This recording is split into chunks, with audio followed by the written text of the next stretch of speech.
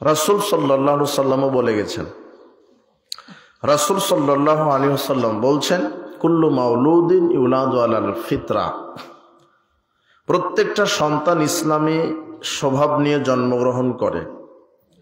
ফাআবাওয়াহু ইউহাব্বিদানিহি আও ইউনাসসিরানিহি আও ইউমাজ্জিসানিহি, পিতামাতা তাকে ইহুদি বানায়, পিতামাতা তাকে বিজাতি বানায়, পিতামাতা তাকে খ্রিস্টান বানায়, পিতামাতা তাকে অগ্নিপূজক বানায়। তাহলে সন্তান জন্মগ্রহণ করছে মুসলিম পরিবারে, কিন্তু সন্তান, আপনার ছেলে, আপনার মেয়ে ইহুদি খ্রিস্টানের নীতি নৈতিকতা লালন করছে, এর জন্য দায়ী হচ্ছে তার অভিভাবক, পিতামাতা। কেন? তার পিতামাতা তাকে ইসলামের শিক্ষা, ইসলামী মূল্যবোধ, ইমানি চেতনা, ইসলামী সংস্কৃতি, ইসলামী শিক্ষা তাকে দেয়নি। পরিবার থেকে ইসলামী আদব কায়দা বঞ্চিত করা হয়েছে। এই জন্য আমাদের ছেলে মেয়েরা ইসলাম থেকে বহু দূরে। বর্তমান এমন একটা প্রজন্ম আসছে সামনে যে কোরআন হাদিস ইসলাম না জানা প্রজন্ম, এবং আমেরিকা ব্রিটেন পাশ্চাত্যের ছোঁয়া লেগে বর্তমান আমাদের দেশে যে সংস্কৃতি হয়ে গেছে, একটা লিভ টুগেদার, অবাধ মেলামেশা, পারিবারিক কোনো সিস্টেম যেমন বিজাতিদের নাই, যেমন আমেরিকা ব্রিটেন তাদের সার্টিফিকেটে লিখতে হয় মায়ের নাম। কার নাম লিখতে হয়? মায়ের নাম। বাপের নাম লিখতে পারে না। কেন লিখতে পারে না? কেননা ওই যে বাছুরের তো জানা নাই যে কোন ষাঁড়ের বীজ দ্বারা এসেছে। তো এই যে আমেরিকা ব্রিটেন পাশ্চাত্য এই সংস্কৃতি মুসলিম সমাজে ঢুকে গেছে, পরকীয়া, জেনা, ব্যভিচার, অবাধ মেলামেশা, যারও সন্তান। আজকে রাস্তায় ডাস্টবিনে বাচ্চা শিশু পাওয়া যায়। একজন মেয়ে জেনায় লিপ্ত হয়ে তার পেট গর্ভে সন্তান ধারণ করে অবৈধ বাচ্চা ডাস্টবিনে নিক্ষেপ করে। এগুলি মিথ্যা নাকি সত্য? সত্য। তো আগামী 10 বছরের, এই যে সামনে 10-20 বছর পর দেখবেন যে এরকম অধিকাংশই যারও সন্তানগুলি রাস্তায় পড়ে আছে। কেন? এই পারিবারিক প্ল্যানিং এর এই সিস্টেমটা ধ্বংস হয়ে যাচ্ছে। আমেরিকা ব্রিটেন পাশ্চাত্যের এই সংস্কৃতি যখন মুসলিমরা অনুকরণ করছে, তখন তারা ইহুদি খ্রিস্টানের পরিণত হয়ে যাচ্ছে। এই জন্য আমাদের পরিবারকে ইসলামের ওপরে ঢেলে সাজাতে হবে, ইসলামী আদর্শে ঢেলে সাজাতে হবে। যেই পরিবার ইসলামী নয় সেটা জাহেলি পরিবার, এটাই স্বাভাবিক। ইসলামী পরিবার বলতে আপনি কি বুঝেন? যেই পরিবারে ইসলামী শিক্ষা, ইসলামী শিষ্টাচার, আদব কায়দা, নম্রতা, ভদ্রতা আছে, ইসলামী চেতনা, ইমানি চেতনা যেই পরিবারে আছে, যেখানে আল্লাহর ইবাদত করা হয়, নবী করিম সাল্লাল্লাহু আলাইহি ওয়াসাল্লামের আদর্শে যারা চলে, তারাই তো ইসলামী পরিবার। কিন্তু আজকে আমরা মুসলিম, কিন্তু আমাদের পরিবারে ইসলামের সেই সংস্কৃতি, ইসলামী সংস্কৃতি, ইমানি চেতনা নেই। কেন নেই? কেননা আমরা কোরআন হাদিস ইসলাম থেকে দূরে ভোগবাদী অর্থনীতি, পুঁজিবাদী অর্থনীতি, ভোগবাদী সমাজতন্ত্র, মানুষের তৈরি করা তন্ত্রমন্ত্রের দিকে ছুটেছি। তাহলে আপনার পরিবারকে ইসলামী পরিবার গঠন করতে কি করণীয়? ইসলাম সম্পর্কে জানতে হবে। মূলত পরিবার বলা হচ্ছে ইসলামী পরিবার। তাহলে পরিবারটা গঠিত হয় কি করে? এখানে আগে আমাদের দেখতে হবে। পরিবার গঠিত হয় একজন নারী আর একজন পুরুষের বৈবাহিক সম্পর্কের মাধ্যমে। কি গঠিত হয়? পরিবার। তাহলে পরিবারটা গঠিত হচ্ছে কি দিয়ে? গরু ছাগল না মানুষ দিয়ে? মানুষ। গরু ছাগল দিয়ে পরিবার হয় না। কি দিয়ে পরিবার হয়? মানুষ। আর মানুষ হচ্ছে একজন নারী আর একজন পুরুষের কিসের মাধ্যমে? বিবাহের মাধ্যমে। আমি পরিবার বলছি কেন, যে এরা বিবাহের মাধ্যমে নারী এবং পুরুষ এই দুইজনে একটা পরিবার শুরু করেছে। 1 বছর 2 বছর পরে পরিবারের সন্তান আসবে, একটু বর্ধিত পরিবার হয়ে গেল। এখন ছেলে মেয়ে যখন আবার বড় হয়ে বিবাহ করবে, তখন আরো বর্ধিত পরিবার হয়ে গেল। দাদা দাদি, নানা নানি, স্ত্রী পুত্র সবকিছুকে নিয়ে একটা কি গঠিত হয়? পরিবার। তো মূলত আমরা ছোট্ট পরিবার নিয়ে আলোচনা করি, সেটা হলো একটা নারী আর একটা পুরুষের বিবাহের মাধ্যমে কি গঠিত হয়? পরিবার গঠিত হয়। এখন এটা তো পরিবার হলো, কিন্তু ইসলামী পরিবার বলা হচ্ছে। তাহলে ইসলামী পরিবার কিভাবে হবে? নারী আর পুরুষ যদি ইসলামী না হয়, তাহলে পরিবার ইসলামী হবে? তাহলে নারী এবং পুরুষকে আগে কি হতে হবে? ইসলামী মন মাইন্ডের হতে হবে। যুবক, তোমাকে ইসলাম আগে জানতে হবে। একজন মেয়েকে ইসলাম আগে জানতে হবে। আল্লাহ পরকালের জ্ঞান থাকতে হবে, কোরআন হাদিসের বিদ্যা থাকতে হবে। কিভাবে আমি পরিবার পরিচালনা করব, আমার ছেলে মেয়ে সন্তান আসবে, তাদেরকে আমি কিভাবে পরিচালনা করব। এই জন্য যারা যুবক, যারা বিবাহ করনি, বিবাহ করার পূর্বে তোমরা লক্ষ্য করো তোমরা কোন মেয়েকে বিবাহ করবে।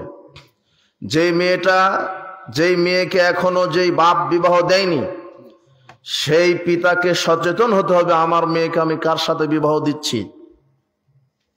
নবী করিম সাল্লাল্লাহু আলাইহি ওয়াসাল্লাম বলছেন, ইযা আতাকুম মান তারদাউনা খুলুকাহু ওয়া দীনাহু ফায়ুযাওয়িজুহু। যখন তোমাদের কাছে বিবাহের প্রস্তাব নিয়ে আসে কেউ, তখন ছেলের এবং মেয়ের দুইটা বৈশিষ্ট্য দেখো। কয়টা? আমার কথা বুঝতে পারেন? আচ্ছা, একটু মনোযোগ দিয়ে ধৈর্য সহকারে বসেন। এই নবী করিম সাল্লাল্লাহু আলাইহি ওয়াসাল্লাম বলছেন, যখন তোমাদের কাছে বিবাহের প্রস্তাব আসে, তোমাদের কাছে বলতে কোন নারীর কাছে যখন বিবাহের প্রস্তাব আসবে, ওই নারীর বাপ ছেলের দুইটা বৈশিষ্ট্য দেখবে। কয়টা? কোন ছেলের কাছে যদি বিবাহের প্রস্তাব আসে, ওই ছেলে ওই মেয়ের দুইটা বৈশিষ্ট্য দেখবে। এই কথা মুহাম্মদ সাল্লাল্লাহু আলাইহি ওয়াসাল্লাম বলছেন। তিনি বলছেন, তোমাদের কাছে যদি কোনো বিবাহের প্রস্তাব আসে, তাহলে দুইটা জিনিস লক্ষ্য করো। এক, খুলুকাহু, তার আখলাক, তার চরিত্র, তার স্বভাব। ও দীনাহু, তার দিনদারিতা, তার পরহেজগারিতা, তার ইবাদত গুজার, তার তাকওয়া। এই দুটা জিনিস দেখো। যখন আপনার মেয়েকে কোনো ছেলে বিবাহের প্রস্তাব দিবে, ছেলের কয়টা জিনিস দেখতে বলছেন মুহাম্মদ সাল্লাল্লাহু আলাইহি ওয়াসাল্লাম? দুইটা, দিনদারিতা আর কি আখলাক। যখন আপনার মেয়ের কাছে বিবাহের প্রস্তাব আসবে, তখন মেয়ের বাপ ছেলের দুইটা দেখবে। ছেলের কয়টা বৈশিষ্ট্য দেখবে? দুইটা, দিনদারিতা আর কি আখলাক। তো এইটা হচ্ছে ইসলাম বলছে, নবী করিম সাল্লাল্লাহু আলাইহি ওয়াসাল্লাম বলছেন। কিন্তু আসলে কি এগুলি দেখা হয়? দেখা হয় খুব কম। এগুলি গৌণ। মুখ্য বিষয়টা হচ্ছে যে দিনদারিতা আখলাক কম থাকলে সমস্যা নেই। দেখতে হবে যে ছেলের ডিগ্রি কত বড় আছে আর বেতন কত পায়। গাঁজা যদি দুপুরে খায় তাও সমস্যা নেই, বেতন যদি একটু বেশি পায়। কথা বুঝেননি মনে হয়? এটা দেখা হচ্ছে, ডিগ্রি কত আর বেতন পায় কত। ঘুষখুর হোক, সুদখুর হোক, আর গাঁজাখুর হোক, মদখুর হোক, এটা বিষয় না। বিষয় হচ্ছে যে জামাইয়ের বেতন কত, টাকা কত। নামাজ পড়ুক, অজু জানুক, আর যা হয় হোক, ওগুলো দেখার বিষয় না। এটা দেখা হচ্ছে। ঠিক অনুরূপ ভাবে ছেলের বাপ যখন দেখছে মেয়েকে, তখন মেয়ের দেখছে যে সুন্দর কিনা, মেয়ের বাপের সম্পদ আছে কিনা।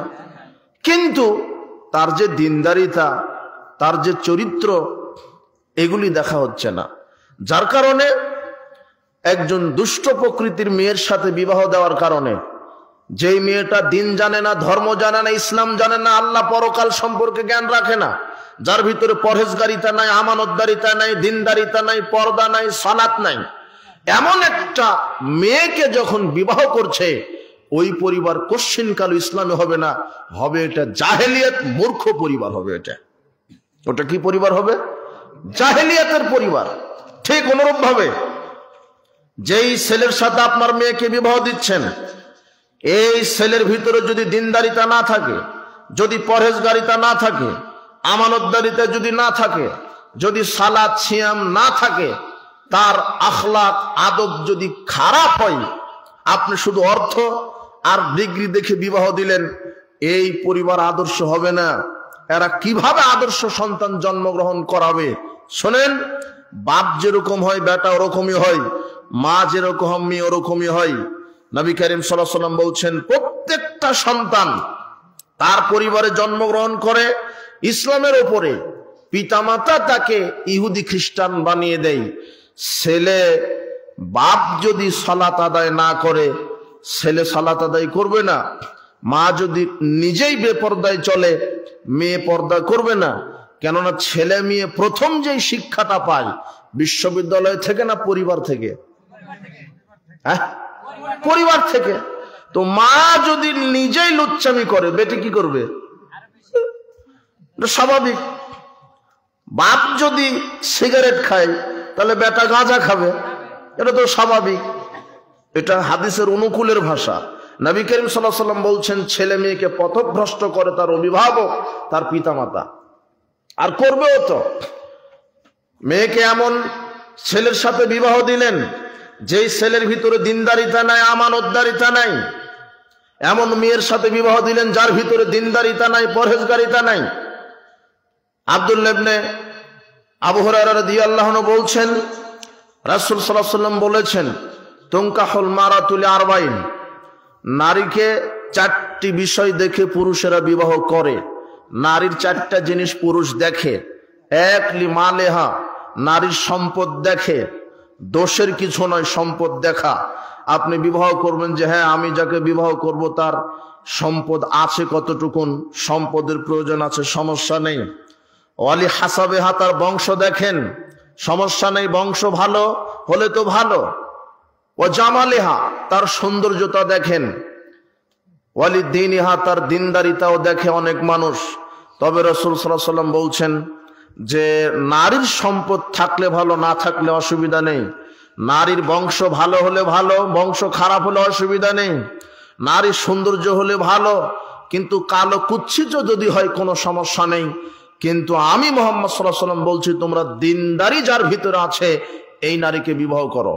যেই নারীর ভিতরে দিনদারিতা আছে, যেই নারীর ভিতরে আদব আখলাক আছে, শিষ্টাচার আছে, যেই নারী ইসলামকে মানে, আল্লাহ পরকালকে মানে, নবীর আদর্শে চলে, সাহাবীগণের আদর্শে চলে, পরকালকে মূল্যায়ন করে, কবরকে মূল্যায়ন করে, যেই নারীর ভিতরে ইসলামী চেতনা, ইমানি চেতনা, ইসলামী সংস্কৃতি, ইমানি মূল্যবোধ কাজ করে, এমন দিনদারি পরহেজগার নারীকে মুহাম্মদ সাল্লাল্লাহু আলাইহি ওয়াসাল্লাম বিবাহ করতে বলছেন। তিনি বলছেন, যদি না দিনদারি নারীকে বিবাহ না করো, তাহলে দুনিয়াতে ফিতনায় পড়বে, দুনিয়াতে ফাসাদে পড়বে, তোমার হাত তোমার নাক ধুলায় ধূসরিত হবে, তোমার ফিতনা ফাসাদ বেড়ে যাবে।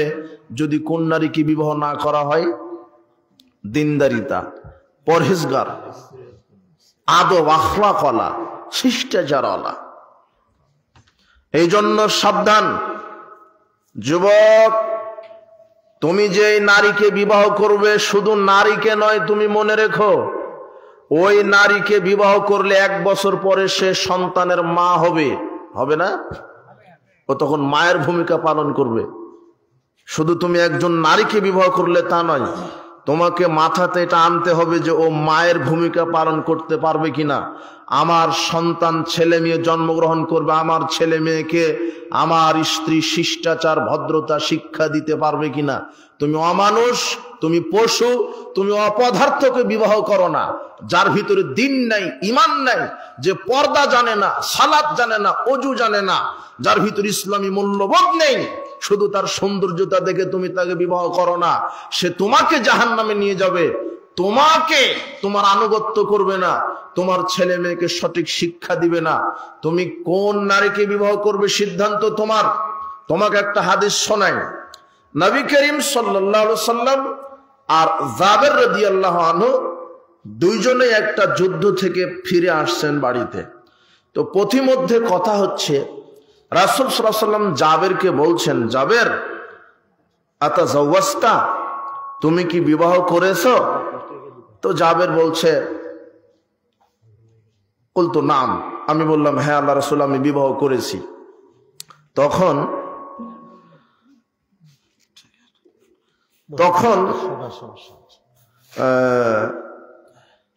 জাবের বলছে যে আমি বিবাহ করেছি। তখন রাসূল সাল্লাল্লাহু আলাইহি সাল্লাম বলছেন, বিক্রান আম সাইয়্যিবান, আচ্ছা তুমি কুমারী মেয়েকে বিবাহ করেছো নাকি বিধবা মেয়েকে বিবাহ করেছো? তখন জাবের বলছে, বাল সাইয়্যিবান, বরং আমি বিধবা নারীকে বিবাহ করেছি। তখন রাসূল সাল্লাল্লাহু আলাইহি ওয়াসাল্লাম বলছেন, আফালা জারিয়াতান, তুমি কেন কুমারী মেয়েকে বিবাহ করলে না? তুলাইবুকা ওয়া তুলাইবুহা, সে তোমার সাথে আদর স্নেহ দিয়ে তোমাকে জড়িয়ে রাখতো, তুমি তাকে বেশি বেশি ভালোবাসতে, আদর স্নেহ দিয়ে তাকে তুমি জড়িয়ে রাখতে, কুমারী মেয়েকে বিবাহ করলে না কেন? রাসূল সাল্লাল্লাহু আলাইহি ওয়াসাল্লাম বলছেন, আলাইকুম বিল আবকার, তোমরা কুমারী মেয়েকে বিবাহ করো।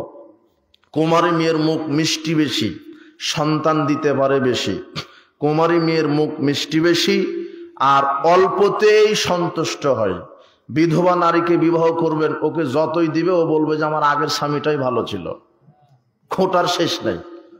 এই জন্য মুহাম্মদ সাল্লাল্লাহু আলাইহি ওয়াসাল্লাম বলছেন, যদিও আগের স্বামী কিছুই দেয়নি তবুও মিথ্যা বলবে আমার আগের স্বামী ভালো ছিল। এই জন্য রাসূল সাল্লাল্লাহু আলাইহি ওয়াসাল্লাম বলছেন, কুমারী মেয়েকে কি করো? বিবাহ করো। এদের মুখ মিষ্টি বেশি আর এরা সন্তান দিতে পারে বেশি। রাসূল সাল্লাল্লাহু আলাইহি ওয়াসাল্লাম এটাও বলেছেন, তাজাওয়াজুল ওয়ালুদাল ওয়ালুদা, তোমরা ওই নারীকে বিবাহ করো যেই নারী বেশি বেশি বাচ্চা দিতে পারে। তোমরা ওই নারীকে বিবাহ করো যেই নারী বেশি বেশি বাচ্চা দিতে পারে। তোমরা ওই নারীকে বিবাহ করো যেই নারী বেশি বেশি বাচ্চা দিতে পারে। ফাইন্নী মুকাসিরুম বিকুমুল উমামা, কেননা আমি মুহাম্মদ সাল্লাল্লাহু আলাইহি ওয়াসাল্লাম বিচারের মাঠে গর্ব করব যে সব নবীর চাইতে আমার উম্মতের সংখ্যা সবার চাইতে বেশি। তখন আপনি বুঝবেন কি করে যে ওই নারীটা বেশি বাচ্চা দিতে পারে না কম দিবে? বিবাহিত করেননি। মুহাম্মদ সাল্লাল্লাহু আলাইহি ওয়াসাল্লাম যে বললেন ওই নারীকে বিবাহ করো যেই নারী কি দিতে পারে, তো কি দেখতে হবে? ওই যে তার বংশ দেখবেন। যেই নারীকে বিবাহ করবেন তার মায়ের যদি 10টা বাচ্চা থাকে তাহলে আপনার এই নারীটাও কয়টা দিতে পারবে? বুঝেননি মনে হয় কথা? দিতে পারবে। এটা রাসূল সাল্লাল্লাহু আলাইহি ওয়াসাল্লাম বলছেন এই কথাই, এটা বুঝে নিতে হবে। মেয়ের মা যদি 10টা সন্তান দেয় মেয়ের পেট থেকেও হবে, তার খালা যদি দিতে পারে 10টা এই মেয়েও দিতে পারবে। এই জন্য রাসূল সাল্লাল্লাহু আলাইহি ওয়াসাল্লাম বলছেন ওই নারীকে বিবাহ করো যে নারী বেশি বেশি কি দিতে পারে? বাচ্চা দিতে পারে। কিন্তু আপনি সবচেয়ে উচ্চ শিক্ষিত মানুষ, আপনাকে এই জাহেলি শিক্ষা বলেছে পরিবার পরিকল্পনা করেন, 2টার বেশি নয়, একটা হলে ভালো হয়। সুখী পরিবার গঠনের জন্য একটা সন্তান নিয়েছেন, অথচ আপনার স্ত্রী বলছে বাচ্চা বেশি নিব না, একটা হয়েছে হয়েছে আর নয় সর্বোচ্চ 2টে। অথচ আপনার স্ত্রী যদি বাড়িতে ছাগল প্রতিপালন করে, ছাগলের পেটে যখন বাচ্চা আসে তখন তাহাজ্জুদে দাঁড়িয়ে বলে আল্লাহ 6টা বাচ্চা দিও। ছাগলের 6টা আর নিজের কয়টা চাই? মানে ও নিজেই প্রমাণ করছে ও ছাগলের চাইতে ওর বাচ্চার দাম কি কম।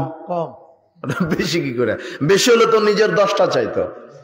আল্লাহর কাছে বলছেন একটা হয়েছে হয়েছে আল্লাহ এটাই, আর ছাগলের কয়টা চাচ্ছে? 6টা। কথা বুঝেননি মনে? মুহাম্মদ সাল্লাল্লাহু আলাইহি ওয়াসাল্লাম বলছেন ওই নারীকে বিবাহ করো যেই নারী বেশি বেশি বাচ্চা দিতে পারে। তোমরা কুমারী নারীকে বিবাহ করো, কুমারী নারী অল্পতেই সন্তুষ্ট, তাকে যা দিবে তাই সন্তুষ্ট, তাকে যা দিবে তাই সন্তুষ্ট, তার মুখ বেশি মিষ্টি, সে বেশি ভালোবাসা দিতে পারবে। কিন্তু জাবের রাদিয়াল্লাহু আনহু বলছেন আল্লাহর নবী আমি তো বিধবা নারীকে বিবাহ করেছি। তো কেন বিধবা নারীকে বিবাহ করলে? কুমারীকে করতে পারতে। এখন এই যুবক এইদিকে জাবের রাদিয়াল্লাহু আনহু রাসূল সাল্লাল্লাহু আলাইহি ওয়াসাল্লামকে বলছেন আল্লাহর নবী ইন্না লি আখাওয়াতিন, আমার আব্বা মারা গেছে উহুদের যুদ্ধে অনেক ঋণ রেখে। লক্ষ লক্ষ টাকা ঋণ রেখে আমার আব্বা মারা গেছে। আর ইন্নালি আখওয়াতিন, আমার 6টা বোন রেখে মারা গেছে। যখন আমার আব্বা মারা যায় তখন আমার 6টা বোন, 10, 12, 15 বছরের 6টা বোন রেখে মারা গেছে। তো 6টা বোনকে চালানো, প্রতিপালন করা, ঋণের বোঝা টানতে টানতে আমি যুবক থাকতেই বৃদ্ধ হয়ে গেছি। 6টা বোন যে রেখে গেছেন, তো এই 6টা বোনকে আমি কিভাবে প্রতিপালন করব, তাই আমি চিন্তা করলাম যে কুমারী অশিক্ষিত বা কুমারী মেয়েকে যদি বিবাহ করি তাহলে অল্প বয়সের হবে। আন আহবাবতু আতাজাওয়াজতু ইমরাতান, আমি তাই এমন নারীকে বিবাহ করার ইচ্ছা করলাম, তাজমাউহুন্না, যেই নারী বয়স হবে আমার বোনদের চাইতে বড়, যেই নারী শিক্ষিতা হবে আমার বোনদের চাইতে বেশি, যেই নারীর ভিতরে দিনদারিতা থাকবে, হোক বিধবা, যেই নারীর ভিতরে শিক্ষা থাকবে, কোরআন হাদিসের শিষ্টাচার থাকবে, দিনদারিতা থাকবে, ওই নারীকে বিবাহ করলাম। কেন? যাতে করে আমার 6 বোনকে দেখে শুনে মিলেমিশে একত্রে রাখতে পারে, প্রতিপালন করতে পারে। ওয়াতাম শুতুহুন্না, এরপরে তাদেরকে যেন শিষ্টাচার, ইসলামী শিক্ষা দিতে পারে। ওয়াতাকুমু আলাইহিন্না, আর তাদের উপরে যেন কঠোর হতে পারে। কয়টা কথা বললেন? 3টা। আল্লাহর নবী, আমি এমন নারীকে বিবাহ করেছি যেই নারী আমার বোনদেরকে একত্রে মিলেমিশে রাখতে পারে, 1। 2, যেই নারী আমার বোনদেরকে শিষ্টাচার শিক্ষা দিতে পারে। 3, যেই নারী আমার বোনদের উপরে কঠোর হতে পারে। এত কথা বলো কেন? পর্দা করো, সালাত আদায় করো, যাও ওযু করো, বাড়ির বাইরে কেন যাও, বাড়ির ভিতরে যাও, এইভাবে কঠোর হতে পারে। কে? জাবেরের স্ত্রী, জাবেরের বোনদের উপরে। আর শিক্ষা দিতে পারে শিষ্টাচার। আম্মু এইভাবে ওযু করো, এইভাবে সালাত আদায় করো, ডান হাতে খাও, বিসমিল্লাহ বলে খাও, পাশ থেকে খাও, ঘুমানোর দোয়া বলো। এই আম্মু, মাগরিব এশার সালাতের পরে ঘুমানোর পূর্বে কোরআন তেলাওয়াত করে ঘুমাও, ফজরের সালাতের পরে কোরআন তেলাওয়াত করো, বাড়ির বাহিরে ঘোরো না, বেপরদায় চলো না, কারো গীবাত করো না, পিতামাতার খেদমত করো। এইভাবে শিষ্টাচার শিক্ষা দিবে। এই জন্য আমি শিক্ষিতা নারীকে বিবাহ করেছি, হোক বিধবা। তবুও কোন নারীকে জাবের বিবাহ করেছে? শিক্ষিতা, যাতে করে আমার স্ত্রী আমার বোনদেরকে শিষ্টাচার শিক্ষা দিতে পারে। আর আপনি যাকে বিবাহ করেছেন বলছেন ও মাস্টার ডিগ্রি পাস, ও আপনার বাচ্চাকে পোশাক গায়ে দিতেই শিখেনি এখনো। পোশাক যে কিভাবে গায়ে দিতে হয় এটা আপনার স্ত্রী জানে না, বাম হাতল আগে ঢুকে দিচ্ছে। অথচ রাসূল বলছেন ডান হাতল আগে ঢুকে দিয়ে পোশাক গায়ে দাও, আর বলো আলহামদুলিল্লাহিল্লাযী কাসানি হাযা ওয়া রাযাকানি মিন গায়রি হাওলিন মিন্নি ওয়ালা কুওয়া। আপনার স্ত্রী আপনার বাচ্চাকে জুতা পরিধান করে দিতে জানে না। প্রথমে ডান পা আগে দিতে হবে বিসমিল্লাহ বলে, এরপরে বাম পা দিতে হবে। খোলার সময়তে বাম পা আগে খুলতে হবে, ডান পা পরে খুলতে হবে। আপনার স্ত্রী আপনার ছেলে মেয়েকে কোরআন সুন্নাহর আদলে শিষ্টাচার শিক্ষা দিতে পারে না। কেন? আপনি যে ওরকম ইসলামী পরহেজগার তাকওয়াবান নারীকে বিবাহই করেননি, করেছেন একজন একেবারেই যে ইসলাম সম্পর্কে জ্ঞান রাখে না, যে কোরআন হাদিসের জ্ঞান রাখে না, যার ভিতর আল্লাহ ভীতি নাই, স্বামীর খেদমত কি জিনিস, শ্বশুর শাশুড়ির খেদমত কি জিনিস। ও বেপরদায় ঘুরে বেড়াই, ও সারাদিন এই পাড়া ওই পাড়া ঘুরে বেড়াই, গীবদের আড্ডায় ঘুরে বেড়াই। এই স্ত্রী আপনার ফিতনার কারণ। কেন? আপনার বিবাহ করতেই ভুল হয়েছে, নির্বাচন করতেই ভুল হয়েছে। বিবাহ করতে হতো ওই নারীকে যেই নারীর ভিতরে দিনদারিতা আছে। কি আছে? কিন্তু আপনি দিনদারিতা দেখেননি, আপনি দেখেছেন যে সৌন্দর্য আর মেয়ের বাপের সম্পদ কত। ছেলের বাপ এটাই দেখেছে, আর মেয়ের বাপও দেখে যে ও ছেলেটা ডিগ্রি কত, বেতন পায় কত, অর্থ কত। অজু গোসল না জানলেও হবে, গাঁজা 2 পুরে বেশি খাক, সমস্যা নাই। তাহলে এই জাহেলি নারী পুরুষকে দিয়ে জাহেলি পরিবার গঠিত হবে। জাবের রাদিয়াল্লাহু আনহু বলছেন, আমি এমন নারীকে বিবাহ করেছি যেই নারী আমার বোনদেরকে শিষ্টাচার শিক্ষা দিতে পারে, কিভাবে খেতে হবে, কিভাবে ঘুমাতে হবে, কিভাবে কোরআন পড়তে হবে, কিভাবে সালাত আদায় করতে হবে, কার সামনে যেতে হবে, কার সামনে যেতে হবে না, কিভাবে পর্দা করতে হবে, কিভাবে বড়দের সম্মান করতে হয়, ছোটদের স্নেহ করতে হয়, কিভাবে স্বামীর খেদমত করতে হয়, কিভাবে স্বামীকে মূল্যায়ন করতে হয়। এইভাবে যেন মা তার সন্তানদেরকে শিষ্টাচার শিক্ষা দিতে পারে, এমন নারীকে বিবাহ করতে হবে। কেন? যেই নারীকে আপনি বিবাহ করছেন সে আগামীতে মা হবে, শুধু বউ থাকবে না, তাকে মায়ের চরিত্র অভিনয় করতে হবে। আবার এক সময় সে দাদির চরিত্র অভিনয় করতে হবে, দাদিকে কিরকম হতে হবে। আবার তাকে নানির চরিত্রে তাকে চলতে হবে, নানিকে কিভাবে চলতে হবে। এই জন্য বিচক্ষণ দিনদারিতা যার ভিতরে আছে, পরহেজগারিতা যার ভিতরে আছে, ইমানি চেতনা ইসলামী মূল্যবোধ যার ভিতরে আছে, এইভাবে দেখে বাছাই করে নারীকে বিবাহ করতে হবে, যেই নারী তার সন্তানকে সুন্দর শিষ্টাচার শিক্ষা দিতে পারে। উপস্থিত বৈঠকের মুসলিম দিনী ভাই বোন, বিবাহ করার ক্ষেত্রে ভুল সিদ্ধান্ত নেওয়া যাবে না। এই জন্য বিবাহ করার ক্ষেত্রে, পরিবার গঠন করার ক্ষেত্রে পরিবারটা যেন ইসলামী হয়, যাতে করে পরিবারে ইসলামের বিধান কায়েম থাকে। যেই পরিবারে 5 ওয়াক্ত সালাত নেই সেই পরিবার আদর্শ নয়। যেই পরিবার হালাল ইনকাম করে না, হারামখোর, এই পরিবার আদর্শ নয়। যেই পরিবারে পর্দার বিধান নেই এই পরিবার আদর্শ নয়। যেই পরিবারে কোরআন নিয়মিত তেলাওয়াত হয় না এই পরিবার আদর্শ নয়। যেই পরিবারে স্ত্রী তার স্বামীর আনুগত্য করে না, স্বামী তার স্ত্রীকে মূল্যায়ন করে না, এই পরিবার আদর্শ নয়। আজকে প্রায় অধিকাংশ পরিবার এক একটা জাহান্নামের টুকরায় পরিণত হয়েছে। কেন? ইসলামী শিষ্টাচার নেই। ছেলে কোথায় চলে গেছে? দুপুর 12টায় যায়, রাত 12টায় ফিরে। মেয়েটা কোচিং এর নামে চলে গেছে কোথায়? আপনার মেয়ে কোচিং করতে যায় দুপুর 12টায়, ফিরে রাত 12টায়। ছেলে মেয়ে গরু ছাগলের মতো ঘুরছে, কোথায় জোয়ার আড্ডায়, কোথায় খেলতামাশার আড্ডায়, গান বাজনার আড্ডায়। আর আপনি শুধু ছেলে মেয়েকে জন্ম দিয়েছেন কিন্তু তাদের শিষ্টাচারের ব্যাপারে দেখছেন না। আপনি বলছেন আমার ছেলে তো পড়াশোনা করে, তো কোথায় পড়াশোনা করে? প্রাইমারিতে ভর্তি করে দিয়েছেন, হাই স্কুল কলেজে ভর্তি করে দিয়েছেন। জি না, এগুলোতে পড়াশোনা করলে ইসলাম শিখতে পারবে না। আপনার ছেলে ছোট বাচ্চা, ও কিন্ডারগার্টেনে ভর্তি হবে কেন? ও নার্সারিতে পড়বে কেন? আপনার ছেলে তো হিন্দুর ছেলে নয়। হিন্দু, ইহুদি, খ্রিস্টানের ছেলেরা নার্সারিতে কিন্ডারগার্টেনে পড়তে পারে, কিন্তু আপনার ছেলে যদি মুসলমানের বাচ্চা হয় তাহলে তাকে মক্তবে ভর্তি করাতে হবে। কোথায় ভর্তি করাতে হবে? মক্তবে। আপনার ছেলে তো হিন্দু নয় যে প্রাইমারিতে গিয়ে বলবো ওমা তোমার আকাশ তোমার বাতাস। ওটা হিন্দুরা বলবে খ্রিস্টানদের কথা। আকাশ বাতাস আল্লাহর, দুর্গা মায়ের নয়। আর ওই সঙ্গীতটা লিখেছে মুসলমান নয়। কে লিখেছে? হিন্দু লিখেছে। গর্বের সাথে বলছেন হিন্দু লিখেছে।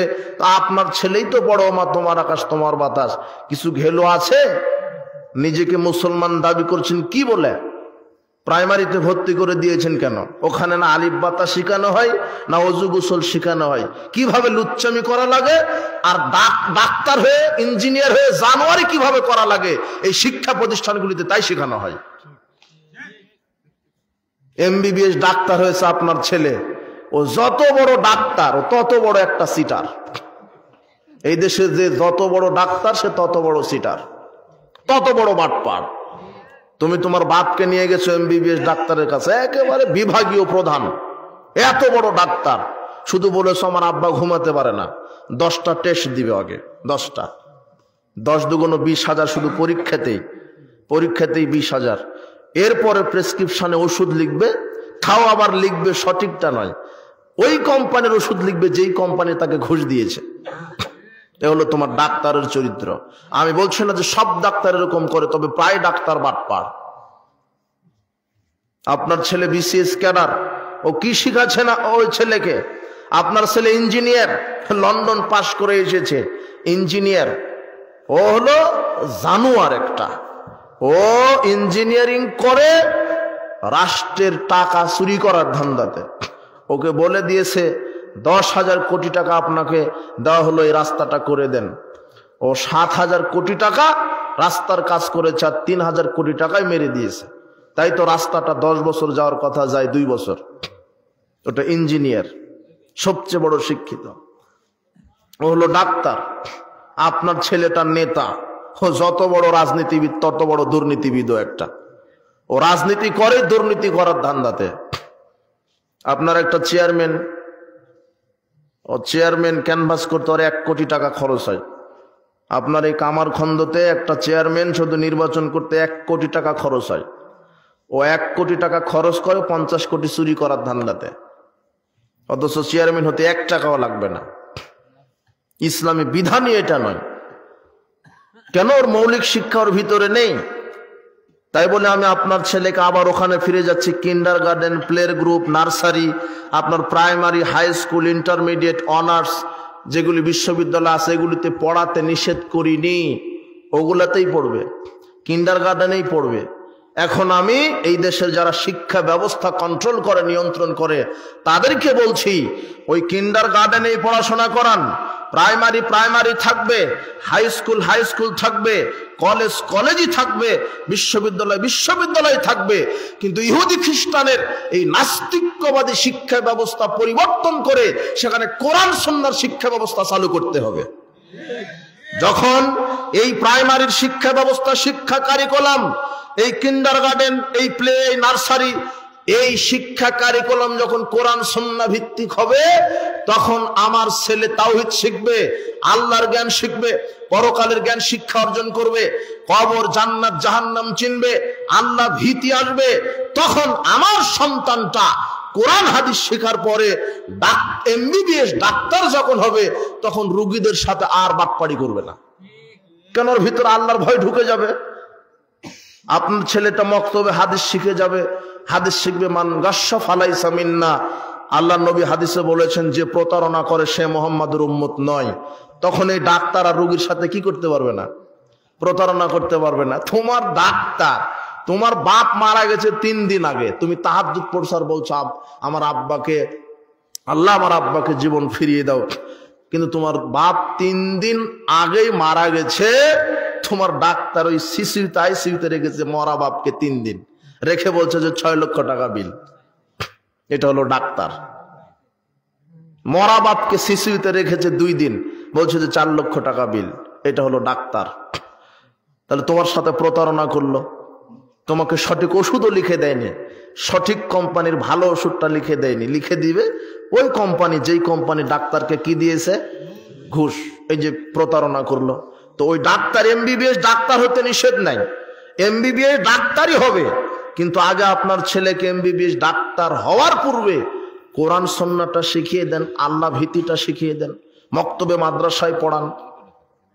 কিন্তু আপনারও তো আকীদা যে মাদ্রাসায় পড়লে ওটা তো জঙ্গি হয়, মাদ্রাসায় পড়লে ওটা ফকিরি বিদ্যা। অথচ আপনি কিন্তু মুসলমান, আপনি মুসলমান নামের একটা কলঙ্ক একটা। যদি মুসলমানই হতেন তাহলে আল্লাহর জ্ঞান, আল্লাহর দ্বীন শিক্ষা দিতেন, মক্তব ভিত্তিক, মাদ্রাসা ভিত্তিক শিক্ষা আপনার সন্তানকে দিতেন, কোরআন সুন্নাহ ভিত্তিক শিক্ষা দিতেন। কিন্তু আপনার ছেলেকে কি শিক্ষা দিচ্ছেন? গর্ব করে বলে আমার ছেলেটা 5 বছর বয়স, কম্পিউটারের সব ফাংশন জানে, কিন্তু অজুই জানে না এখনো। আমার মেয়েটা 4 বছর বয়স, মোবাইলের সব ফাংশন জানে, কিন্তু এখনো সালাদটা শিখেনি, সালাম কিভাবে দিতে হয় জানে না। এত গর্ব করে আমার ছেলেটা বিসিএস ক্যাডার, কিন্তু গাঁজা ছাড়া একদিনও যায় না। সমাজে যে যত বড় শিক্ষিত তত বড় সে গাঁজাখোর, যত বড় শিক্ষিতা না তত বড় সে লুচ্চা। আপনি তদন্ত করেন, ওই ভ্যান চালক আকিস কোম্পানির বিড়ি পর্যন্ত শেষ, ওর ইনকাম কম, বিড়ির পাওয়ার কম। আর হেডমাস্টার 50,000 টাকা বেতন, ও বেনসন সুইচ ছাড়া খায় না। কথা বুঝেননি মনে হয়? তোমার হেডমাস্টার, তুমি, তোমার বাপ, তোমার মাও, তোমার দাদা যে বিড়ি সিগারেট জর্দা গুল তোমরা খাও, সেটা পৃথিবীর কুকুর সিগালেও খায় না, সেটা তোমরা খাও।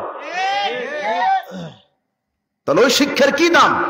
যেই শিক্ষা অর্জন করে সুদখোর তৈরি হয়, যেই শিক্ষা অর্জন করে দুর্নীতিবাজ তৈরি হয়, যেই শিক্ষা অর্জন করে ডাক্তারের নামে বাটপারি করে, যেই শিক্ষা অর্জন করে ইঞ্জিনিয়ারের নামে জানোয়ারি করে, যে শিক্ষা অর্জন তাকে তামাক খাওয়া শিখাই, জর্দা খাওয়া শিখাই, বিড়ি খাওয়া শিখাই, মানুষের টাকা দুর্নীতি চুরি করা শিখাই, আর জেনা ব্যভিচার গান বাজনা শিখাই, ওই শিক্ষার 5 পয়সা কোনো মূল্য নাই। আপনি ওই শিক্ষা আপনার ছেলেকে শেখাচ্ছেন? কি করলো আপনার ছেলেটা মাস্টার ডিগ্রি পাস করে? ও করলোটা কি? কি শিখাচ্ছেন আপনার মেয়েকে? ও বেপরদায় ঘুরে, ও ল্যাংটাপনা হয়ে ঘুরে, ও দুপুর 12টায় বের হয়, রাত 12টায় ঘরে ফিরে। আপনি বাপ কিছুই বলতে পারেন না। রাসূল সাল্লাল্লাহু আলাইহি ওয়াসাল্লাম বলছেন, আলা কুল্লুকুম রাইন ওয়া কুল্লুকুম মাসউলুন আন রায়াতি, তোমরা প্রত্যেককেই দায়িত্বশীল, প্রত্যেককে তোমাদের দায়িত্ব সম্পর্কে আল্লাহ জিজ্ঞাসা করবেন। আর রাজুলু আলা রাইন আলা আহলি বাইতি, বাপ তার পরিবারের উপরে দায়িত্বশীল, তার স্ত্রীর ব্যাপারে দায়িত্বশীল, তার ছেলে মেয়ের উপরে দায়িত্বশীল। রাসূল সাল্লাল্লাহু আলাইহি ওয়াসাল্লাম বলছেন, ইয়া মাশারাশ শাবাব মান ইসতাতা মিনকুমুল বাত, হে যুবকেরা, যদি পুরুষ হও তাহলে বিবাহ করো, কাপুরুষ হলে বিবাহ করো না। যদি পুরুষ হও বিবাহ করো। কেন? বিবাহ করলে স্ত্রী হবে, স্ত্রীর পেট থেকে 1 বছর 2 বছর পর সন্তান হবে, স্ত্রীকে চালানোর ক্ষমতা থাকতে হবে, ছেলে মেয়েকে চালানোর ক্ষমতা থাকতে হবে। বিবাহের পরে স্ত্রীকে যারা ল্যাংটা করে ঘোরায় তারা পুরুষ নয়, তারা কাপুরুষ। বিবাহের পরে যারা স্ত্রীকে ল্যাংটা করে ঘোরায়, যার স্ত্রী বিবাহের পরে সালাত আদায় করে না, সে পুরুষ নয়, সে কাপুরুষ। স্ত্রী বেপরদায় চলবে, স্ত্রী গীবাত করবে, স্ত্রী নিজেকে না বলে বাজারে যাবে, মামা খালার বাড়ি যাবে স্বামীর অনুমতিতে। যেই স্বামীর অনুমতিবিহীন নারী বাজারে চলে যায়, ওই পুরুষ পুরুষ নয়। মুহাম্মদ সাল্লাল্লাহু আলাইহি ওয়াসাল্লাম বলছেন, ওই পুরুষ কাপুরুষ। কি পুরুষ? কাপুরুষ। আপনি আবার কেমন পুরুষ যে আপনাকে না বলে আপনার স্ত্রী বাজারে চলে যাচ্ছে, মামা খালার বাড়ি চলে যাচ্ছে, শ্বশুর বাড়ি চলে যাচ্ছে, গিবদের আড্ডায় চলে যাচ্ছে, আপনি বেঁচে আছেন, স্ত্রী সালাত আদায় করছে না। স্ত্রীকে আজকে বলবেন আজ থেকে সালাত, যদি বলে না দ্বিতীয় দিন বলবেন সালাত, যদি বলে না তৃতীয় দিন বলবেন সালাত, যদি বলে না তারপরে তাকে তালাক, আর রাখাই যাবে না, কোনো সুযোগই নেই। তো তালাক দিবেন কি করে? আপনার স্ত্রীকে বলছেন যাই গিবত করো না, ওই বাড়ি ওই বাড়ি যাও না, আমার অনুমতি ছাড়া চলা যাবে না, আমার আনুগত্য করো, তারপরও শুনে না, তাহলে তাকে রাখা যাবে না, তালাক। তো তালাক দিবেন কি করে? ও আপনাকে তালাক দিবে কেন? আপনি 5 লক্ষ যৌতুক নিয়ে রেখেছেন, ও আপনাকে তালাক। এই জন্য তওবা করেন, ছেলেকে যৌতুক দিয়ে বিবাহ দিবেন না। এই যুবক, তুমি তোমার শ্বশুরকে যৌতুক দিবে, বিবাহের দিনে তোমার শ্বশুরকে বলবে যে আব্বা এই যে থাকলো আপনার একটা, আপনাকে আমি এই কোরআন পড়ার জন্য একটা কোরআন দিলাম, রেহাল দিলাম, এই যে লঙ্গি থাকলো, আপনাকে একটা মোটরসাইকেল দিলাম, আমার বাড়িতে যাতায়াত করবেন। তুমি দিবে তোমার শ্বশুরকে, দিয়ে বলবে যে আপনি আপনার মেয়েকে 20 বছর এত কষ্ট করে পালন করে আমার হাতে তুলে দিলেন, এই শুকরিয়া আমি কিভাবে আদায় করব? না হলে তুমি ভিক্ষুকের মতো হা করে থাকো কেন? তোমার বাপ আর তুমি দুজনেই হা করে আছো ভিক্ষুকের মতো। আবার বিবাহের দিনে চেয়ার টেবিল নিয়ে বসে আছো কেন, যে কে কত দিবে? গরু একটা জবাই করেছো 5 লক্ষ টাকা দিয়ে, এখন ওই 5 লক্ষ টাকা উঠানোর জন্য সব ধনীদেরকে দাওয়াত দিয়েছে, একটা গরিবকে দাওয়াত দেয়নি। কেন? গরিবকে দাওয়াত দিলে যে দিতে পারবে না, গরিবকে দাওয়াত দিলে যে ওকে ভিক্ষা দিতে পারবে না, কথা বুঝেননি মনে হয়। ও গরু একটা জবাই করে এরকম চেয়ার টেবিল আর খাতা কলম নিয়ে বসে আছে, একেবারে ভিক্ষুক আর ওর মধ্যে কোনো পার্থক্য নেই। আগে বলে রেখেছো যে আমাকে এটা দিতে হবে, তোমার মতো আর ভিক্ষুকের মধ্যে পার্থক্য কি? এই কাপুরুষতার পরিচয় দিও না। পরিবারকে কন্ট্রোল করো, স্ত্রীকে কন্ট্রোল করো, মেয়েকে কন্ট্রোল করো, আপনি তা আপনার সন্তানকে কন্ট্রোল করেন। আল্লাহ সুবহানাহু ওয়া তাআলা বলছেন, ইয়া আইয়ুহাল্লাযীনা আমানু, হে বিশ্বাসীগণ, ও আনফুসাকুম আহলিকুম নারা, হে পৃথিবীর বিশ্বাসীগণ, তোমরা নিজে জাহান্নামের আগুন থেকে বাঁচো, পরিবারকে জাহান্নামের আগুন থেকে বাঁচাও। নিজে জাহান্নামের আগুন থেকে বাঁচাও, পরিবারকে জাহান্নামের আগুন থেকে বাঁচাও। তো নিজে বাঁচবেন কি করে? ঈমান এনে, এরপরে আমল করে সালাত সিয়াম হজ যাকাত আল্লাহর বিধান মেনে আর আল্লাহ যা নিষেধ করেছেন তা বর্জন করে, তাহলে নিজে বাঁচলেন। এখন পরিবারকে বাঁচাবেন কিভাবে? তাহলে পরিবারকেও বলতে হবে কার প্রতি ঈমান আনো? আল্লাহর প্রতি। সালাত আদায় করো, সিয়াম পালন করো। স্ত্রীকে বলতে হবে পর্দা করো, স্বামীর আমাকে মেনে চলো। ছেলে মেয়েকে সঠিক শিষ্টাচার শিক্ষা দাও, শ্বশুর শাশুড়ির সাথে ভালো আচরণ করো। তাহলে পরিবারকেও জাহান্নাম থেকে বাঁচানোর চেষ্টা করতে হবে। তো আপনি কি করছেন? রাসূল সাল্লাল্লাহু আলাইহি ওয়াসাল্লাম বলছেন মুরু আওলাদাকুম বিস-সালাত ওয়া হুম আবনাউ সাব'i সিনিন। তুমি তোমার সন্তানকে সালাতের নির্দেশ দাও যখন 7 বছর। ওয়াদরিবহুম আলাইহা ওয়া হুম আবনাউ 10 সিনিন। তুমি তোমার সন্তানকে পিটিয়ে সালাত আদায় করাও, প্রহার করে সালাত আদায় করাও যখন তোমার সন্তানের বয়স 10 বছর। একদিন স্কুলে না গেলে পিটিয়েছেন, কিন্তু আজানের পরে মসজিদে না গেলে আপনি পিটাননি, আপনি কাপুরুষ। আপনার মাটির নিচে থাকা উচিত, আপনার মাটির নিচে চলে যাবেন। একদিন স্কুলে যায়নি, বাপ বলছে স্কুলে গেলি না, পিটন। ওটা পুরুষত্ব নয়। পুরুষত্ব হচ্ছে ফজরের আজান দিয়েছে ওই সময়তে ছেলে মেয়েকে উঠিয়ে অজু করিয়ে কোথায় পাঠানো? পুরুষত্ব মসজিদে। এটা হলো পুরুষত্ব। এরপরে মসজিদ থেকে আসবে, এরপরে মক্তবে পাঠিয়ে দিবেন, এর নাম পুরুষত্ব। জি না, জাহেলিয়াত শিক্ষার জন্য মুসলমান জন্মগ্রহণ করেনি। মুসলমানের সবচেয়ে বড় সম্পদ, সবচেয়ে বড় শিক্ষা হচ্ছে আল্লাহর পক্ষ থেকে এসেছে, যার নাম হচ্ছে আল কোরআন। কি? আপনার ছেলে, আপনার সন্তান আল কোরআন শিখবে, ইসলাম শিখবে। আপনার ছেলে মেয়েকে ইসলামী আদব কায়দা শিখিয়ে দেন। আপনি যদি আপনার ছেলে আর মেয়েকে সালাত শিখিয়ে দেন, আর যদি বলেন আব্বু বিসমিল্লাহ বলে খাও, কোরআন তেলাওয়াত করো মাগরিবের পরে, এশার পরে ঘুমিয়ে যাও কোরআন তেলাওয়াত করে, ফজরের পরে কোরআন তেলাওয়াত করবে, এরপরে এইভাবে ওযু করে এইভাবে সালাত আদায় করবে, এইভাবে দান করবে। তোমাকে দান করতে হবে, পকেটে খুচরা টাকা রাখবে, তুমি দান করবে। এখন ওই ছেলেটা আপনার কথা শুনে যত টাকা দান করবে, যত পারা কোরআন তেলাওয়াত করবে, আর মৃত্যু পর্যন্ত যত রাকাত সালাত আদায় করবে, সম পরিমাণ নেকি আপনি বাপ হিসেবে পেতে থাকবেন। কথা বুঝেননি মনে হয়? কারণ আপনার কথাতে যে আপনার ছেলেটা করে, আপনি যে শিখিয়েছেন। এই জন্য আপনার ছেলে মেয়েকে সঠিক শিক্ষা, আদব কায়দা শিক্ষা দিবেন। বলছিলাম পরিবার, ইসলামী পরিবার। তো ইসলামী পরিবার তখনই হবে যখন একজন মেয়ে আর একজন ছেলে, নারী পুরুষ বিবাহের পূর্বে তারা দুইজন যখন ইসলামী হবে, তখন পরিবারটা ইসলামী হবে। আল্লাহ সুবহানাহু ওয়া তাআলা বলছেন ওয়া মিন আয়াতিহি আন খালাকা লাকুম মিন আনফুসিকুম আজওয়াজান। আল্লাহর নিদর্শনের মধ্যে একটি নিদর্শন হচ্ছে আল্লাহ তোমাদেরকে সৃষ্টি করেছেন এবং তোমাদের থেকে তোমাদের জোড়া স্ত্রী তৈরি করেছেন। কেন? লিতাসকুনু ইলাইহা, যাতে করে তোমরা তোমাদের স্ত্রীর নিকটে শান্তি তৃপ্তি পেতে পারো।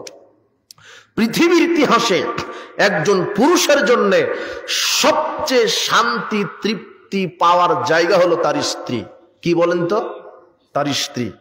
একজন পুরুষ পৃথিবীর কোন জায়গাতে, কোন পরিস্থিতিতে এত শান্তি তৃপ্তি পায় না যেটা পায় তার স্ত্রীর কাছে। এই কথা আল্লাহ বলছেন, লিতাসকুনু ইলাইহা, আমি তোমাদের জন্য স্ত্রী তৈরি করেছি যাতে করে তোমরা স্ত্রীর নিকটে শান্তি তৃপ্তি পাও। ওয়াজআলা বাইনাকুম মাওয়াদ্দাতা ওয়া রাহমা, এবং আমি স্বামী স্ত্রীর মধ্যে করে দিয়েছি ভালোবাসা, করে দিয়েছি রহমত, করে দিয়েছি ভালোবাসা, করে দিয়েছি রহমত, যাতে করে তারা স্ত্রী স্বামীকে ভালোবাসে, স্বামী স্ত্রীকে ভালোবাসে।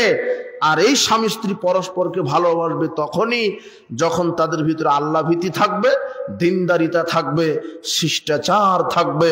আর যদি আল্লাহ ভীতি না থাকে, পরকাল ভীতি না থাকে, থাকবে কি করে? তুমি যাকে বিবাহ করেছো তোমার মতো 10টা যুবকের সাথে আগেই তার সম্পর্ক ছিল, তাই এখন তোমার সাথে আর হয় না। আর তুমি যেই নারীকে বিবাহ করেছো ওই নারীর বিবাহের পূর্বে তোমারও 10টা নারীর সাথে সম্পর্ক ছিল, তাই তুমিও ভালো করতে পারো না। তোমরা দুজনেই জাহেল। কথা বুঝুনি মনে হয়? আপনার মেয়েটা জোর করে আলা এক জায়গাতে প্রেম করে, আপনি জোর করে ওর সাথে না দিয়ে দিয়েছেন আর একজনের সাথে, তাহলে তো আর খেলো না। যুবক, তুমি বিবাহের পূর্বে 14টা নারীর সাথে সম্পর্ক, তুমি ঠিক করে রেখেছো অমুক নারীকেই বিবাহ করবো, পরিবার আর দিল না। জোর করে তোমার বাপ যার সাথে দিয়েছে তার সাথে আর তোমার হয় না, এর সমাধান কি? বলো এর সমাধান কি? এর সমাধান, তুমি কেন বিবাহের পূর্বে একজন নারীর সাথে মিশতে গেলে? তোমার তাকদিরে তো আল্লাহর পক্ষ থেকে একটা নারী আছে, আর একটা নয়, যদি পুরুষ হও চারটে। কয়টা?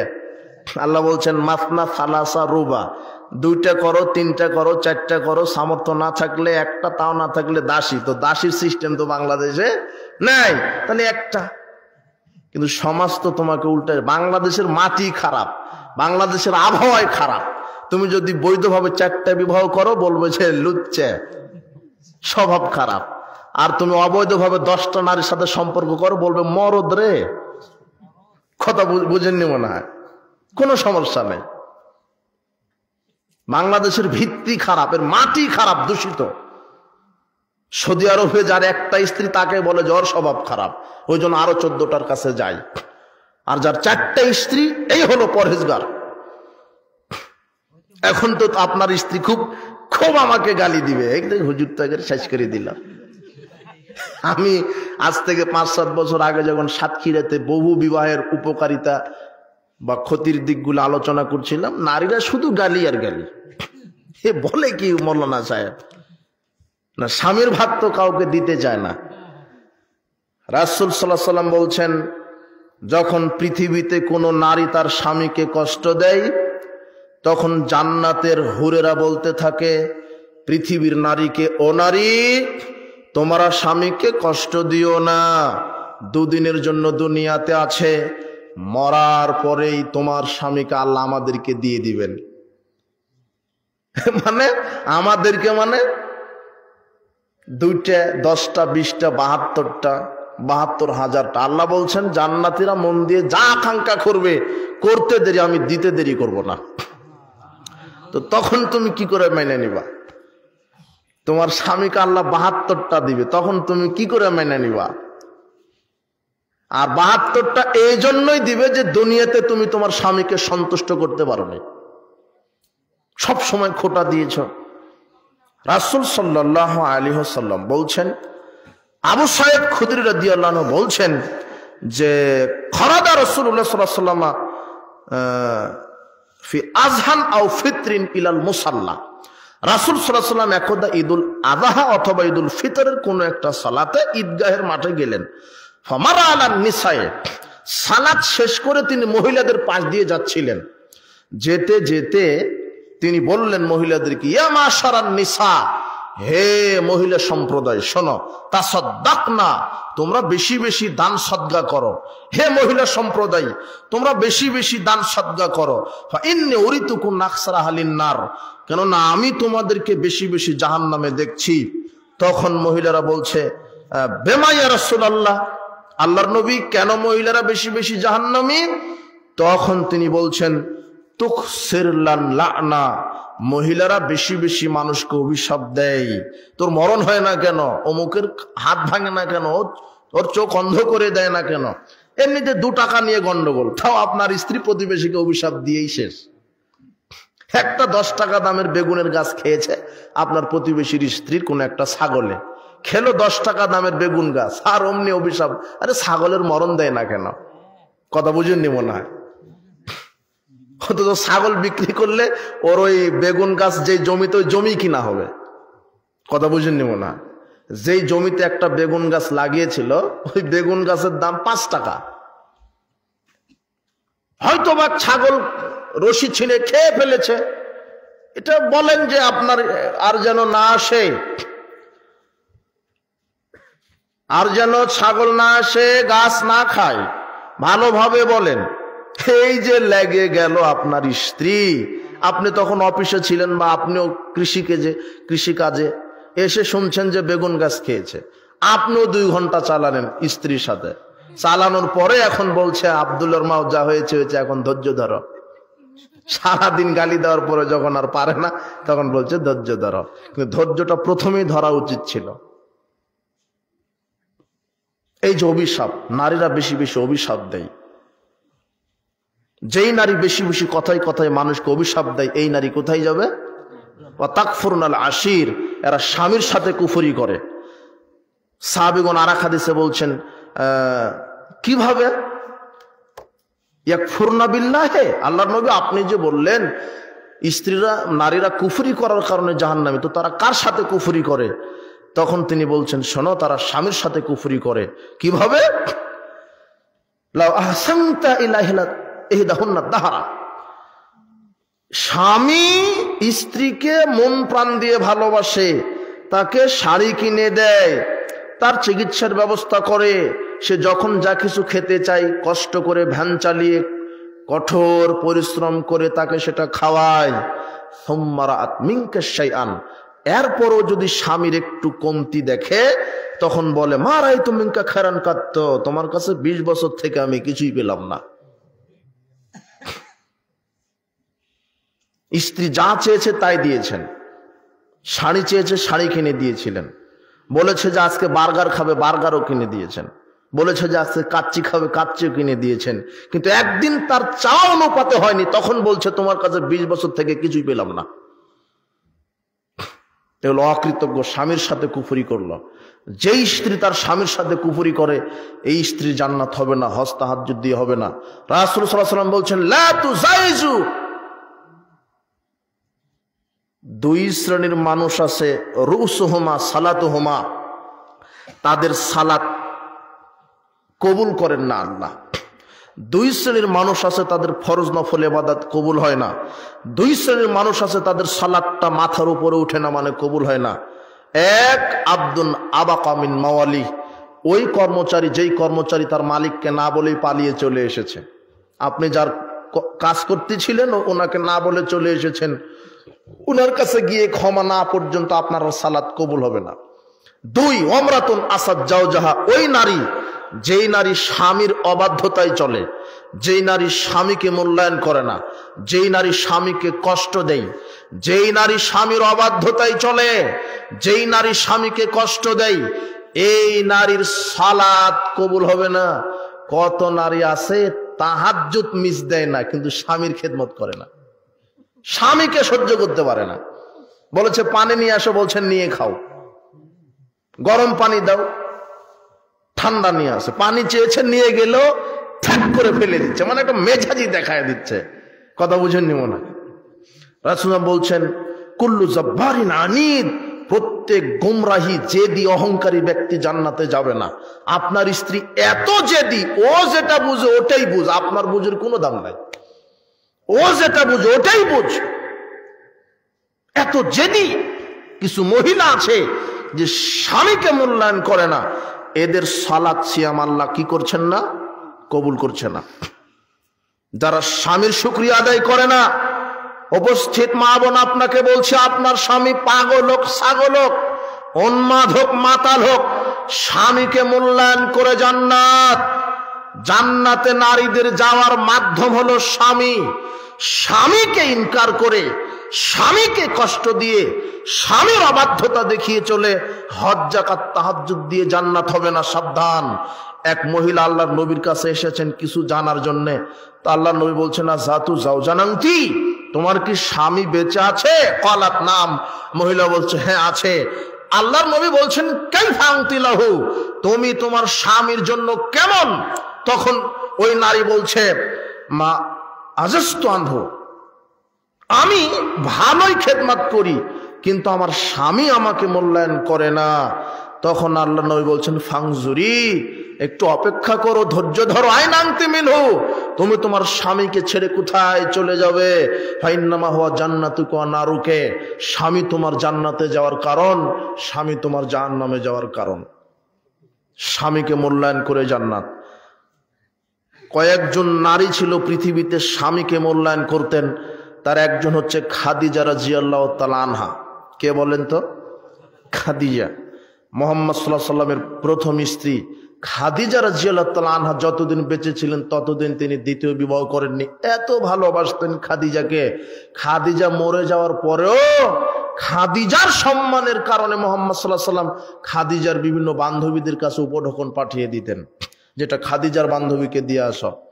খাদিজাকে এত মূল্যায়ন করতেন। আর খাদিজা রাদিয়াল্লাহু তাআলা আনহা তার স্বামী মুহাম্মদ সাল্লাল্লাহু আলাইহি সাল্লামকে এত মূল্যায়ন করতেন। মুহাম্মদ সাল্লাল্লাহু আলাইহি সাল্লাম হেরা গুহাতে ইবাদতে মগ্ন ছিলেন। হেরা গুহা মানে ওই মাটি থেকে হেরা গুহার দূরত্ব হলো 30 ফিট উঁচা। কত ফিট? 30 ফিট। তো রাসূল সাল্লাল্লাহু আলাইহি ওয়াসাল্লাম মাঝে মাঝে বাড়িতে গিয়ে খাদ্য নিয়ে আসতেন। তো যেদিন যেতে পারতেন না সেদিন খাদিজা রাদিয়াল্লাহু তাআলা আনহা নিজে ভাত তরকারি রান্না করে, ভাত তরকারি মানে এটা বাংলাদেশের অনুবাদ, ওই দেশের যেই খাদ্য খেজুর রুটি ছিল সেই তরকারি, ভাত তরকারি রান্না করে নিয়ে আসতেন। একটা মহিলা মানুষ 30 ফিট উঁচুতে উঠে প্রায় দিনই স্বামীকে রান্না করে খাওয়াতেন, স্বামীর আনুগত্য করতেন। তো আল্লাহ এটা এত খুশি হয়েছেন, জিবরাইলকে আল্লাহ পাঠিয়ে দিচ্ছেন। জিবরাইলকে বলছেন, জিবরাইল এখনই হেরা গুহায় চলে যাও, মুহাম্মাদের কাছে যাও, গিয়ে বলো যে তুমি সালাম দিবে খাদিজাকে আর আমিও সালাম দিলাম খাদিজাকে। তখন জিবরিল মুহাম্মদ সাল্লাল্লাহু আলাইহি সাল্লামের নিকটে এসে বলছেন, মুহাম্মদ সাল্লাল্লাহু আলাইহি সাল্লাম দেখেন ওই যে খাদিজা আপনাকে এত ভালোবাসে, ওই যে আপনার স্ত্রী খাদিজা আসছে আপনাকে ভাত তরকারি দিতে, ওই যে হাতে বাটি, বাটিতে তরকারি।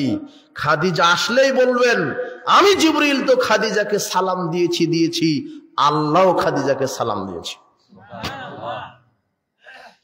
আর খাদিজার জন্য এত উঁচু মানের জান্নাত আল্লাহ তৈরি করেছেন, একেবারে টকটকে ঝকঝকে দামি জান্নাত খাদিজার জন্য রেডি করেছেন। কেন? খাদিজার স্বামীকে মূল্যায়ন করে চলে। তা আপনার বাড়িতে যেটা আছে ও আপনাকে মূল্যায়ন করে না, ও যেটা বুঝে সেটাই, ওর জন্য জান্নাত নেই। উপস্থিত মা বোন, আপনাকে বলছে আপনি খাদিজা রাদিয়াল্লাহু তাআলা আনহার মতো হবেন। রাসূল সাল্লাল্লাহু আলাইহি সাল্লাম বলছেন, কামালা মিনার রিজালে কাসিরুন লাম ইয়াকমুল মিনান নিসায়ে, মহিলারা বেশি ইমানদার হতে পারেনি, পুরুষেরা অনেকেই হয়েছে। ইল্লা আসিয়া ও ফাতেমা বিনতে মুহাম্মদ, ইল্লা আসিয়া ও মারিয়াম বিনতে ইমরান। ফেরাউনের স্ত্রী আসিয়া হয়েছে ইমানদার আর ইমরানের মেয়ে মারিয়াম হয়েছে ইমানদার। রাসূল বলছেন সারা পৃথিবীর সব নারীদের জন্য যথেষ্ট হবে 4টা নারীর আদর্শ ফলো করা। 1 ইমরানের মেয়ে মারিয়াম, 2 খুয়াইলিদের মেয়ে খাদিজা, 3 মুহাম্মাদের মেয়ে ফাতেমা, 4 মুজাহিমের মেয়ে আসিয়া। এই 4টা নারীর আদর্শ যদি কোনো নারী ফলো করে চলে তার জন্য জান্নাত যথেষ্ট হয়ে যাবে। মা বোনদেরকে বলছি। আর আয়েশা রাদিয়াল্লাহু তাআলা আনহা, তার ব্যাপারে রাসূল সাল্লাল্লাহু আলাইহি ওয়াসাল্লাম বলছেন আয়েশা রাদিয়াল্লাহু তাআলা আনহার মর্যাদা সারিদ খাদ্য সমস্ত খাদ্যের উপরে যেমন মর্যাদা, সারা পৃথিবীর সমস্ত নারীর উপরে আয়েশা রাদিয়াল্লাহু তাআলা আনহার তেমন মর্যাদা। কেন? আয়েশা রাদিয়াল্লাহু তাআলা আনহা মরা মানুষকে দেখে পর্দা করতেন। কাকে দেখে? মরা মানুষ। ওই উমর রাদিয়াল্লাহু আনহু যখন কবর হলো তখন উমর রাদিয়াল্লাহু আনহুকে যেখানে কবর দেওয়া আছে পাশে আগে মুহাম্মদ সাল্লাল্লাহু আলাইহি সাল্লামের কবর, তারপরে হয়েছিল আবু বকর রাদিয়াল্লাহু আনহুর কবর। তো আবু বকর তো আয়েশার আব্বা আর মুহাম্মদ সাল্লাল্লাহু আলাইহি সাল্লাম তো স্বামী। তো দিন রাত কবরের পাশ দিয়ে যাচ্ছিল, কিছু মনে করেনি। ওমর রাদিয়াল্লাহু আনহু যখন মারা গেল, ওখানে যখন কবর হলো তখন আয়েশা রাদিয়াল্লাহু আনহা বলছেন, আহা এতদিন আমার আব্বা আর আমার স্বামী শুয়েছিল, তাই তেমন কিছু শরীর অত ঠিক করিনি, কাপড় চোপড়। এখন তো গায়রে মাহরাম ব্যক্তির কবর, ওটা ওমরের কবর। উনি তখন মাথায় কাপড় দিয়ে কবরের পাশ দিয়ে যাচ্ছিলেন। আয়েশা কাকে দেখে পর্দা করেছেন? মরা মানুষকে দেখে। আর আপনার স্ত্রী ঢং ঢং করে বাজারে হাঁটে, ওই এলাকায় হাঁটে, গ্রামে হাঁটো, মনেই করে না ও মহিলা, মনে করে যে পুরুষ, ওকে দিয়ে জান্নাত হবে। আর আপনি হবেন দায়ুস। নারী স্ত্রী যদি বেপরদায় চলে আপনি হবেন দায়ুস। আদর্শ পরিবার গঠন করতে ছেলে মেয়েকে শিক্ষিত করেন কোরআন সুন্নাহর উপরে। আর আরেকটা কথা আপনাকে বলি যে স্ত্রী শুধু আপনার খেদমত করবে এটা নয়, স্বামীর হক স্ত্রীর উপরে যেমন আছে, স্ত্রীর হক কার উপরে আছে? স্বামীর উপরে আছে। স্বামীকে, স্ত্রীকে আপনারও মূল্যায়ন করতে হবে। 365টা দিন রান্না করে দিবে, আপনি একদিন রান্না করে দিবেন না? অন্তত রান্নাঘরে যান, স্ত্রীর মুখের ঘামটা মুছে দেন, বলেন যে খুব রান্না সুন্দর হয়েছে, আর স্ত্রীর প্রশংসা করবেন। অনেক পুরুষ আছে যে প্রতিবেশীর নারীদের সাথে খুব সালাম কালাম, কিন্তু স্ত্রীকে সময় দেয় না। জি না, পরিণাম খুব খারাপ হবে। স্ত্রীকে বেশি বেশি সময় দিবেন, স্ত্রীর কাজের প্রশংসা করবেন, হ্যাঁ তুমি খুব ভালো কাজ করো, তুমি খুব সুন্দর। আর স্ত্রীকে কোনোদিন গালি দিবেন না, অন্তত তার চেহারা নিয়ে অথবা তার বয়স নিয়ে। মহিলারা কিন্তু বুড়া হতে চায় না, সবসময় বলবেন তুমি যতদিন যাচ্ছ তত ডানা কাটা পরি হচ্ছ, দেখবেন যে আপনার সারা রাত পা টিপে দিবে। আর যদি বলেন যে চুল একটা পেকেছে আর নাক একটু মোচা, তাহলে আর কোনোদিন ভালোবাসবে না। স্ত্রী সবসময় প্রশংসা, স্ত্রীকে সবসময় ভালোবাসবেন, তাহলে খারাপ স্ত্রী ভালো হয়ে যাবে। পরিচর্যা করলে ভালো খারাপ ছাত্র ভালো হয়ে যায় না? তা আপনার স্ত্রী খারাপও যদি হয় তাকে সময় দেন। দেখো আল্লাহ পরকাল আছে, মারা যেতে হবে, শ্বশুর শাশুড়িকে মূল্যায়ন করো, স্বামীকে মূল্যায়ন করো। এই দুনিয়ায় শেষ নয়, আর একটা পরকাল আছে, সেখানে চলে যেতে হবে। তোমার কাজকর্ম সব ভালো লাগে, তুমি স্বামীকে মূল্যায়ন করো, ইসলামকে মূল্যায়ন করো, স্ত্রীকে সময় দিবেন। স্ত্রীর পৃথিবীর সবচেয়ে দামি মানুষ যার নাম মুহাম্মদ সাল্লাল্লাহু আলাইহি সাল্লাম। আয়েশা রাদিয়াল্লাহু তাআলা বলছেন তিনি সংসারের কাজ করতেন, কানা ফি মেহনাতি আহলিহি, তিনি তার পরিবারের সাথে সহযোগিতা করতেন, স্ত্রীদের কাজে সহযোগিতা করতেন। তিনি পরিবারে ঘর ঝাড়ু দিতেন, জুতাতে তালি লাগাতেন, বকরির দুধ দহন করতেন। আর যখন সালাতের সময় হয়ে যেত তখন সব কাজ ফেলে রেখে কোথায় চলে যেতেন? পৃথিবীর সবচেয়ে দামি মানুষ মুহাম্মদ সাল্লাল্লাহু আলাইহি ওয়াসাল্লাম যদি ঘর ঝাড়ু দিতে পারে, যদি বকরির দুধ দহন করতে পারে, তা আপনি স্ত্রীর কাজে সহযোগিতা করতে পারবেন না? স্ত্রীর কাজে সহযোগিতা করেন, স্ত্রীর রান্নার কাজে সহযোগিতা করেন, স্ত্রীকে ভালোবাসা দেন, তাহলে স্ত্রী আপনাকে ভালোবাসা দিবে। এই জন্যই পরিবার আদর্শ করতে গেলে আপনাদেরকে আদর্শ হতে হবে, পরিবার ইসলামী করতে গেলে আপনাকে ইসলামী হতে হবে, ইসলামী চেতনা নিয়ে আসতে হবে। কোরআন সুন্নাহর আদলে যেন পরিবারকে আপনি ঢেলে সাজাতে পারেন, ছেলে মেয়েকে যেন সুশিক্ষা দিতে পারেন। আল্লাহ তুমি আমাদের পরিবারগুলিকে জাহেলিয়াত থেকে বিরত রেখে ইসলামের উপরে কবুল করো, আল্লাহুম্মা আমিন।